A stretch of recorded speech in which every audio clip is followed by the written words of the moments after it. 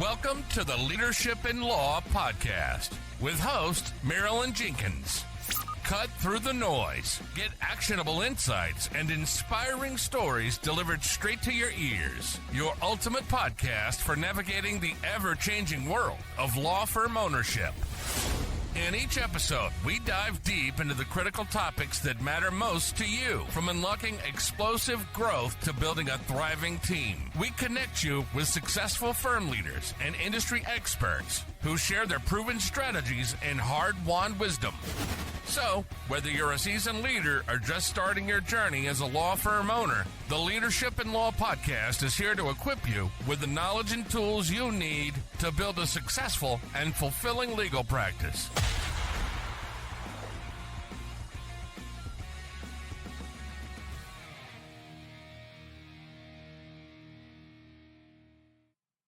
Welcome to another episode of the Leadership in Law podcast. I'm your host, Marilyn Jenkins.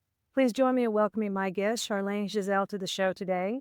Charlène is a former litigator at Jones Day and innovation manager at White & Case, now a high-performance coach, clinical hypnotherapist, award-winning keynote and TEDx speaker, and burnout advisor to leading law firms. Her signature burnout prevention game plan, inspired by elite athletes' performance, has been featured in major publications, including the Financial Times, Lawyer Monthly, and BBC Radio. It has successfully empowered high-achieving professionals worldwide to optimize their well-being and sustain peak performance. I'm excited to have you here, Charlène. Welcome. Oh, thank you so much. I'm so happy to be here with you today. Fantastic. So I love the bio. Tell us a bit about your leadership journey. Oops. How much time do we have? So when I think leadership, I think leader, right? And that's an obvious one to say, but to me, the best leader.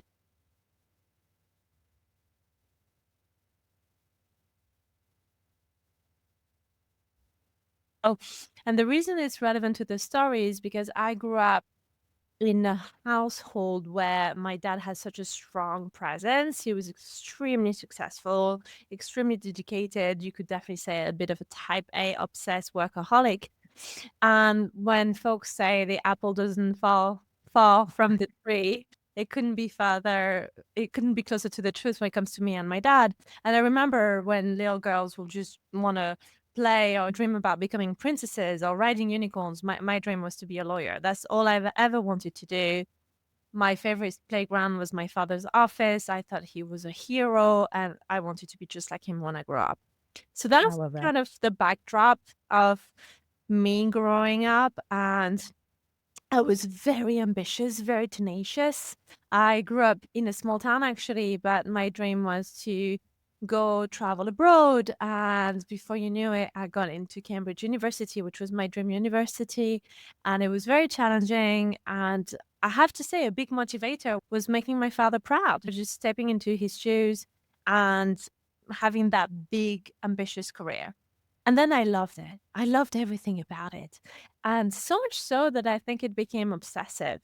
And I, too, became a workaholic. So I would have continued exactly that way. I was building all the time. I loved the intensity. I even liked the things that you're not supposed to, the all-nighters and the sort of 90-hour week plus. I liked that, because it gave me status, it gave me a sense of importance. I even liked working with tight deadlines. So I was a bit of a adrenaline junkie in that sense for work. And frankly, I think I would have carried on doing that for the rest of my life if it wasn't for the fact that my mother called in the office and told me that my father had a burnout-driven heart attack. It just completely shifted my understanding of the world, especially because when that happened, I made the decision to continue to work rather than to travel back home, because I thought that's what my dad would want me to do. And by the time I flew back home on the Friday after my mom called back to say he wasn't going to make the night, he actually had a stroke when I walked into the intensive care unit. And that truly changed my definition of leadership, because before that day, leadership to me was measured in terms of achieved success. Are the ones who achieve more success. That was my very narrow definition. from that day onward, my definition of success and leadership was the greatest leaders are the ones that are able to survive their success. Ah, okay. And that's a different perspective. Different perspective. Because in that moment, lying on the hospital bed with a stroke, was my dad successful? Yes. Was he going to survive? Most likely No. not. So in that moment, I thought, what's all this success? What's all that he's done and all this intellectual achievement if it's going to cost him his life? And Right. he was the classic textbook burnout driven cardiovascular incident. He's not a smoker, not a heavy drinker, a very fit man, very healthy, but it's a bit bad for the fact that he stressed his whole life about work. And Wow. his heart attack was literally on his way to work. I think that says a lot. It does. Wow. And so you modeled yourself around the success you saw, but did he enjoy his family life as well, or did he really drive for work? That's such a good question, and I would say a bit of both. So my dad is not only a family man, he's also a man of faith. So he was always a very strong figure, and we always felt very looked after. We're four, so it's a big family. So he was never, I would say, an absent dad. But Okay. we missed him because he was working so much. So he was more of the provider archetype than always around kind of dad. So we But definitely didn't it have. sounds like it sounds like he was driven at work, but present at home. So he kind of straddled that barrier, That's but right. it was just too driven to be able to sustain. That's right. That's right. And he survived. And now that we can have this conversation, he says that there are so many things he would do differently, that during our childhood, there's so many missed summers or missed Mhm. weekends where he was caught up by work or having to be in the office. And he remembers just leaving my mom and us because he was working and no one blamed him. In fact, we grew up in a culture where my mom always educated us around the understanding that that was a hero, right? So there was never bitterness or resentment, but we missed him and we thought it Mhm. was awesome. And as I got married, in my first marriage, I was an absent wife, and that marriage didn't last because as a woman especially, it's very tough for a husband to be mostly left alone when your wife is working until 3 a.m. every night. Oh, true. I I think that's hard on any partner, but yeah, no, I see what you're saying. It doesn't have to be a gender specific conversation. It can be a Yeah. universal conversation. But my prior highlight ex-husband Cool. did not understand my ways of working and thought I was completely mad. Yeah, I think when they get married, they expect you to be there for them, and they would be the breadwinner. Yeah. That's right. And frankly, my primary relationship was not him, it was work. My work Yeah. always came before him, always. And And what led okay, so your father having the stroke was a big transition. Where did you make your transition? Did things just change, turn a page right there, or did you work into it? that's such a good question. It took me a little bit of a brutal change, and I just want to caveat what I'm about to say. This is what I said, and this is what I did, but that's not what I recommend anyone does. So I just want to make that clear. This is my story, but perhaps I would love for it to be thought of as a cautionary tale rather than a playbook. What I did was I believe now with hindsight, too radical, but also a reflection of how burnt out and exhausted I was. I did something very brutal. I got a divorce. I quit my career and I packed everything up, left my flat, left London, and I went to live in India and in Indonesia to become a meditation teacher. So I went from high stilettos, city litigator at one of the largest American law firm in the world, being a wife, being a stepmother, to being in an ashram in India with no shoes on, meditating, right? So when I say take it as Yeah. a story, this is not what I recommend. It was very extreme, but frankly, it worked well for me because I treated it like my version of AA. I am a recovered workaholic. At that point in my life, I was struggling with very acute work addiction. So I treated my work addiction as such and removed myself from the substance of choice. The substance of choice for me was power, emails, work, billing hours. So that was my thing. People are addicted to alcohol, to drugs. That's their hit. That's their thing. Mine was work. So I Right. needed to remove that, like someone would remove bottles of wine from their household to keep themselves safe or delete the drug dealer's number. I had to make a very radical separation, and I can see that it worked and it was positive, but I do believe it's quite dramatic. Yeah. I think the therapists say don't make a grand decision after a big event. So Right. no, Well, no, well, you made life-changing decisions one after the other. Wow. exactly. I would not recommend anyone having burnout, divorce, father's heart attack, going from being a step mom to being single and alone all at once. No, but that's what I did and turned out well. But needless to say, it was quite a transition. And one of the things that I'm most passionate about in my line of work is transition coaching. So transitioning into different seasons of life. Mhm. And my advice when I work with folks in the legal profession is never quit your job and go to an ashram. I don't believe that there is ever a need to model what happened. But the reason it's important to understand that I did do that is because it does shed a light on a topic which is often misunderstood, which is how work can be addictive, and especially Yeah. legal work. And so many attorneys that I work with day in and day out underestimate how much of an addiction work can become. And it numbs and it soothes and you escape and you actually can lose a marriage, you can lose children, you can lose your health, your mental health, your emotional health, your psychological health. So the negative consequences of work addiction are really real, and it's not talked about enough as an addiction. And that's really my line of work, and that's what led me to the path of clinical hypnotherapy, because I was treated by a clinical hypnotherapist for my work addiction and found it so revolutionary, A, as a concept, and B, as a tool, that I wanted to equip myself with that tool to work with attorneys.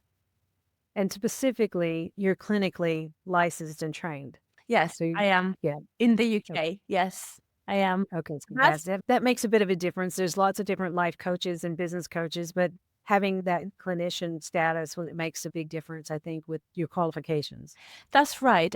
And it's important to say that for me, it was something that I wanted to really hold close to my heart, because at the time when I navigated my burnout, before I met the clinical hypnotherapist that I did meet, met a whole bunch of doctors and practitioners that people do the best they can with the tools they've got. So I'm not going to put any label or attach any judgment. But I would say that when I was told, for example, oh, you're having a nervous breakdown, or you have general anxiety disorder, or you have this and that, like none of this was helpful, because none of this helped me unroot the cause of why I Mm. was having chronic anxiety. General anxiety disorder, clinical insomnia, all of those things that I was diagnosed with were symptoms and consequences of my work addiction. But when I went to see a doctor, and I have huge amount of respect for that doctor, but they offered me a bunch of pills. They wanted to put me on antidepressant. And that's not really aligned with my value system, because I thought, oof, aren't we just bypassing the root cause here? It just didn't feel Masking. right. And it can be right for many. So I'm not saying this is not, if your doctor prescribes you and you trust your clinician, go with your clinician and your doctor, and that can be excellent advice. But for me and for many type A attorneys that are work addict, you do need to do the psychological deep dive and unroot the actual cause of the initial work addiction. Okay. And you feel like yours came from watching your father and wanting to be like dad? 100%, Yeah. 100%. And the need to tie your self-esteem to power, status, Mhm. money, and to really thrive on that so much so that you forget or neglect other aspects of your life. And there is nothing inherently bad about power and money and being a provider, etc. It only becomes either dangerous or damaging when it comes at the price of your son's well-being or your daughter's well-being or your wife's well-being. Most of my clients go to sentences is, when I get home, I'm not present. I hear what my wife is saying, but I don't know what she's saying. Or I have no more to give. I'm not fully present because I'm focusing on my emails, on my boss, on my billing, on my year end, and everything else is just becoming a chore. And I feel distracted and frazzled. So does it mean they don't love their family? Of course not. But there's so tunnel vision into that next promotion, into that next bonus, into that next retainer that frankly it's taking up all the space in their brain. And that's their identity. Then Right. another thing they do is their family, but their identity is the job. That's right. That's interesting. That's And so you designed this program. So tell us a bit about your program and how it came down to, like, from high performance athletes is how you developed the program. I'm interested to hear that. Yes, such a good question. It's accidental. And I say this very candidly because my intention, frankly, when I opened up my practice was not initially to work with athletes. My intention was to work with attorneys because that's the world that I knew. And it's Mhm. already close to home. And I was a former attorney. So I felt match made in heaven. But what happened is burnout advisory practitioner was not really a thing, at least when I started. So, first of all, let's just put things in context. Burnout has been talked about and recognized since 1971, right? So, the psychologists who refer to burnout as a condition relating to work related stress dates all the way back from the 1970s. However, the World Health Organization did not recognize burnout as a syndrome up until much, much later, right? So it's very recent that burnout is actually recognized as a thing that happens at work. It's still not a medical condition per se. So this is also important for folks to understand. You cannot technically say that you've been diagnosed with burnout. That would Okay. be a misstatement. So you can go to the doctor and have a burnout leave, or you can be found to be going through burnout, or you can have, I do burnout assessment, but it's not a clinical diagnosis because that's Okay. not been recognized as a medical condition. It's a syndrome. So that's important to understand. It being a syndrome still means that it's recognized and it has components to it. So the components is the fact that physically you're exhausted, so the physiological component. Then there is the psychological component, which is the fact that you more and more negative, you feel cynical. So lawyers are already very cynical to start with, so you can only imagine. And then the third component is there is an impact on performance. So those are the three components. And when you've got all of that, you've got burnout. And now, if you're talking to somebody who is a leader at a law firm, it's much more empowering to know that you're a burnout professional rather than somebody who is helping you go through a nervous breakdown, right? There is something more tangible, more tangible, but also more reassuring because burnout by definition is not permanent. Right. So it's not permanent. Now, going back to your question about athletes, athletes also burn out. Why? From overtraining. Right. So this is really important because burnout is not just mental exhaustion, it can be physical exhaustion. And athletes also have a huge mental load. So we tend to think, oh, athletes have the physical training, which is true, but in sports psychology, there is also the mental game, and the competition can be grueling, and the periodization and the waiting to know whether you're going to be made into the team, etc. So those stressors for athletes, especially pro athletes, are enormous. So it is really quite common to see very well-known athletes burn out. And so when I became known as one of the pioneering burnout advisor, athletes came to me and sports team came to me to work with their athletes who were facing burnout. So that's how it came Oh, about. wow. That's why I say accidental. So you're the go-to person for that. And so clearly you had a plan and a process that transitions across profession. Yes, absolutely. And it makes for a very rich practice in the sense that I bring a lot of the knowledge that I learned from my athletes to my attorneys and vice versa. And attorneys can learn so much from athletes, and athletes can learn so much from attorneys. So I bring little pieces of gold to both worlds, and I always work with the nuances that perhaps the other world doesn't know but could benefit from knowing from that other world. So when I came to the world of sports, for example, I was unfamiliar at first with the concept of periodization. Periodization is a very well-known concept in sports psychology whereby athletes have periods of rest and recovery very targeted to their peak performance. So we need to work out when they peak performance, when they need to reach the peak. That's really what it is. And so we work or we reverse engineer against that to have a periodization plan. So the training, the recovery, the strategic recovery, the sleep, the nutrition, the cumulative overload of the training, etc., for injury prevention, but also to reach peak. Okay. We don't really do that as lawyers. Like how often, I don't know about you, but how often do you learn in a law firm, when are you going to reach your peak? Like you're just thinking about when are you going to make partner, right? Or when are you going to get bonus? But we don't really have a known periodization system. So when I applied that concept of periodization and active recovery to the world of law, that was really interesting because we often don't really approach the fact that to reach our peak, aka make partner, make equity partner, whatever the milestone is, you also need periods of, dare I say, recovery, which is not something we do very well in law. That doesn't bode well for the keep going, charge forward.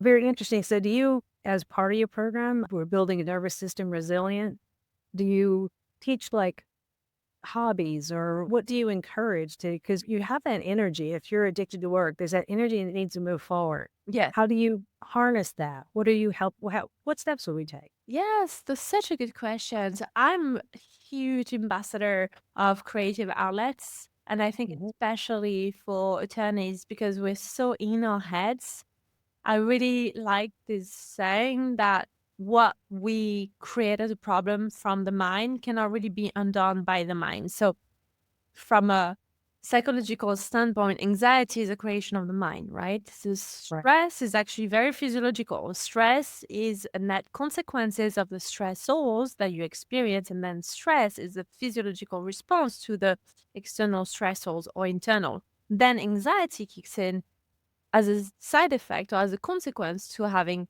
the stress in your body. Anxiety is often in your head. Doesn't mean it's not real. I'm not belittling anxiety. Agreed. Right. I know it. We all know it's in our head, but you still, when you get to that point, it's not something you can. It's very difficult to talk yourself out of it. Correct. So I always love to say to my clients, like, if your husband or your wife tells you just calm down when you're feeling super stressed, that's not going to help. No, not at all. So you will never catch me say that to a client because I know that's going to stress them out even more. So side story apart, the reason this is important to highlight is if you can't undo with the mind something that was created by the mind, aka you can't undo anxiety by thinking about alleviating anxiety, you need to have another outlet. And that outlet is the body. And the body, from a somatic standpoint, is something that, from a kinesthetic, from a tactile standpoint, can really create a buffer with anxiety. So when I talk about creative outlets, I specifically love hands-on activities. And they don't have to be creative in the sense of becoming Pablo Picasso. You don't have to be artistic. That's important to highlight, right? Because most of my attorneys say, oh, but I'm not creative, but you are, right? So journaling is creative. Taking your pen and paper and writing down is a creative outlet. Going to your garden and picking up some fruits or vegetables or doing anything to do with gardening is creative. Going for a jog, going for a run can be a creative outlet because instead of hands-on activity, it can be feet contact to the ground, which is really grounding. So anything really with the body where you drop into your body and you do something with your hands. I love if you do play an instrument, fantastic. I'm terrible at it. My thing is listening to music or doing something where it's not your intellectual mind that is solicited is a great way to actually pattern interrupt anxiety, right? So I've had example of attorneys that love to cook but never have time to cook. And I appreciate that cooking is not for everybody. For some, it will be a chore. For others, it will be a great source of pleasure. But if you're in the category where it's a great source of pleasure, then go to your kitchen and take that water and that wheat or whatever it is and make the dough. Or it's so soothing, so healing. Or for somebody, it could be making pottery or doing anything. Right. But getting out of your head and into your body is so powerful. So in my program, I always make sure that there is some targeted specific creative outlets aligned with what the person likes. So another quick example, I worked with an attorney who hated to cook, didn't like to garden, didn't like to work out, surprise, didn't like music especially, never played an instrument, didn't want to journal because that reminded him of work, didn't want to read because that reminded him of work. So let's say like a tough case, right? Okay. Let's see what's left. I adored him, all right? I love a challenge. I'm always going to be a litigator. But let me tell you what he loved above all. He loved classic cars. Loved Nice. classic cars. And I thought at first you may think this is so far-fetched. How is that relating to coaching or hypnotherapy? To him, it was everything. So I said, you love classic cars. When is the last time you played with the cars or hanged out with the cars? Whatever you car people do with the cars, I don't know. And he said, oh, no, I don't. They're in my garage. They're covered. And He had them I've got that. and right? done nothing with, okay. So you see like classic archetype. And I said, okay, so we're going to hang up the phone now. And you're going to go down your garage. You're going to remove whatever protection you have on the car. And you're going to do whatever car lovers do. I don't know that part, not the part. But Polish it, sit in it. Yeah. exactly. Spend some times with the cars. And he did that. And he just loved it. And he hadn't even thought about doing that for years. And I know this sounds like such a plain and simple exercise, but perhaps that gives folks an understanding of the fact that we just need to rekindle what it is you already love. My goal is not to invent or create something that you resent or dislike. It's actually quite the opposite. It's understanding what is it that you used to love, that you sacrificed and neglected for years, and you're not even conscious of it. Now, that brings me back to a conversation I had a couple of weeks ago of talking about how to grow your network or whatever. And some people play golf and some people go to brunches. And the bottom line was make it organic, whatever you enjoy. He collected these cars for a reason and then just stored them. They were possessions as opposed to the enjoyment. I love that. It's whatever you get to the root of what you enjoy. It's like the big thing in the States now is pickleball. So it gets the outside. It's a social thing. It's a sport. So you're getting exercise and everything. But I think the bottom line is find something that you enjoy that's not sitting at your desk. That's right. That's exactly right. That's right. And bonus point, if that thing, whatever that thing is, involves the body in some type of form, that bonus point, be it pickleball, being golfing, just you want to be out of your head a little bit and away from your desk, preferably. I love that. So when we think about, okay, now so we're seeing a transition away from the desk and away from to get your body involved so your mind's off of work. So now you're thinking something else. How does that position need to scale sustainably? Is that something I need to be doing once a week? I need to be doing every weekend?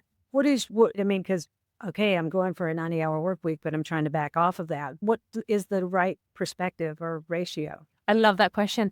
And the answer is whenever you're not really at your best, so you feel grumpy, snappy, angry, and everything in between, just means you haven't done whatever it is you need to do to get an outlet. So the way I like to think of it is it's not so much how much you need to do it or the frequency depends on how you feel when you don't, right? So for me to dial in the right amount, it's not necessarily once a week or 3 times a week or once a month.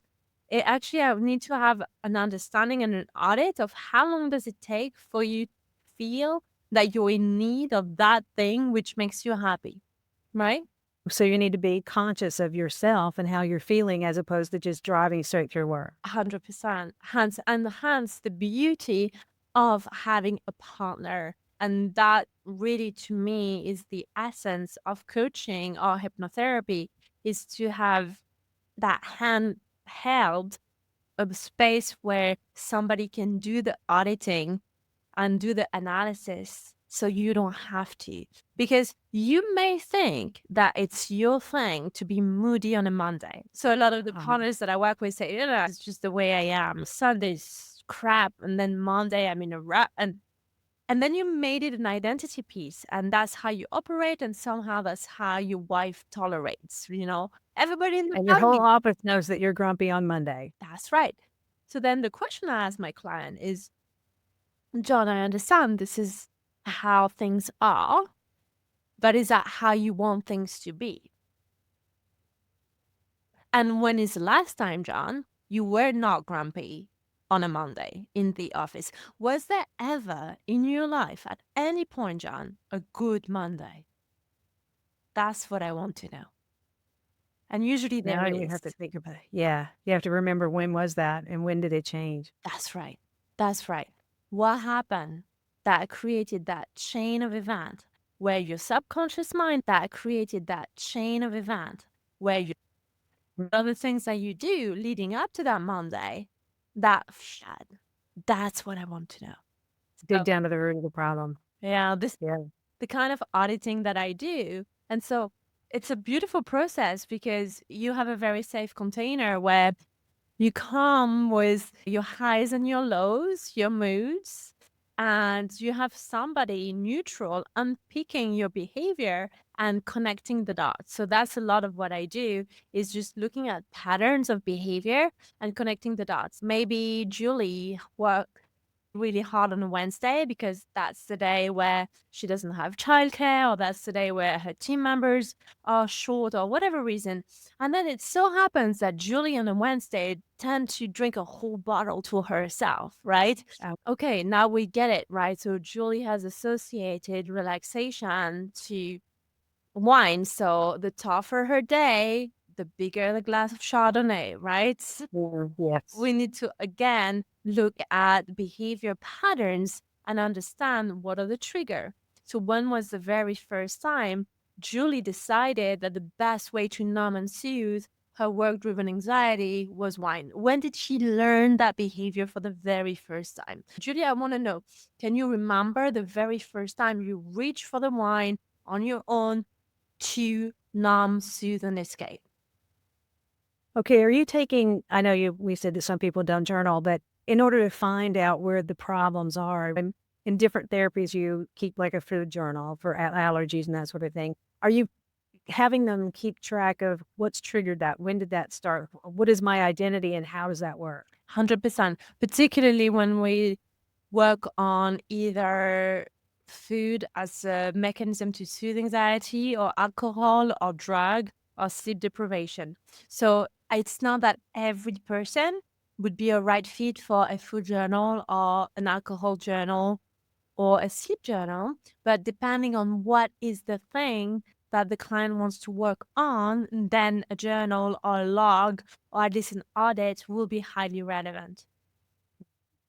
Wow, this is incredible. I can see how this is incredibly helpful because everybody wants to grow their business unless they're going for a lifestyle, and a lifestyle is not burnout. So I think everybody can be helpful having an assessment of where they are if they want to grow in their business. So this has been extremely helpful. If my listeners want to connect with you and maybe chat further with you about your program or how you can help them, where would they reach out to you? Oh, thanks for asking. So there's 2 resources I would love to offer. The first one is a complimentary burnout assessment. So again, just reiterating, this is not a medical diagnosis, it's an assessment, but it will allow you to understand where you live on the spectrum. So you can go ahead and go on my website at www.charlenegiselle.com. And it's the first thing you will see on the page is take the burnout quiz. So that will give you a gauge of where you're at, and it will be just an empowering tool, and that's complimentary. That will be the first action. And then depending on the result, you're very welcome to follow the steps that you will receive in the assessment. And then the second complementary resource that I would love to give your listener is if you feel that you want to understand more about the ripple effects of burnout and how it can affect your family, your life, etc., then you can hop onto my podcast as well, the Charlène Giselle Show, where I talk about a different aspect of our life that gets affected by burnout every week. Fantastic. Then what we'll do is we'll make sure that all those links are in your show notes and people can reach out to you. This has been so interesting. I really appreciate your time and so many nuggets of how to get your burnout under control and reach out for help. So anybody needs help, definitely check the show notes for the links to reach out to Charlène. Sorry. And we'll certainly thank you so much for your time. Thank you. You're a terrific host, and I've enjoyed this recording thoroughly. So thank you. Thanks for joining me today for this episode. As we wrap up, I'd love for you to do two things. First, subscribe to this podcast so you don't miss an episode. And if you find value here, I'd love it if you would rate it and review it. That really does make a difference in helping other people to discover this podcast. Second, you can connect with me on LinkedIn to keep up with what I'm currently learning and thinking about. And if you're ready to take the next step with a digital strategist to help you grow your law firm, I'd be honored to help you. Just go to lawmarketingzone.com to book a call with me. Stay tuned for our next episode next week. Until then, as always, thanks for listening to Leadership in Law Podcast, and be sure to subscribe wherever you listen to podcasts so you don't miss the next episode. Thanks for joining us on another episode of the Leadership in Law Podcast. Remember, you're not alone on this journey. There's a whole community of law firm owners out there facing similar challenges and striving for the same success. Head over to our website at lawmarketingzone.com. From there, connect with other listeners, access valuable resources, and stay up to date on the latest episodes. Don't forget to subscribe and leave us a review on your favorite podcast platform. Until next time, keep leading with vision and keep growing your firm.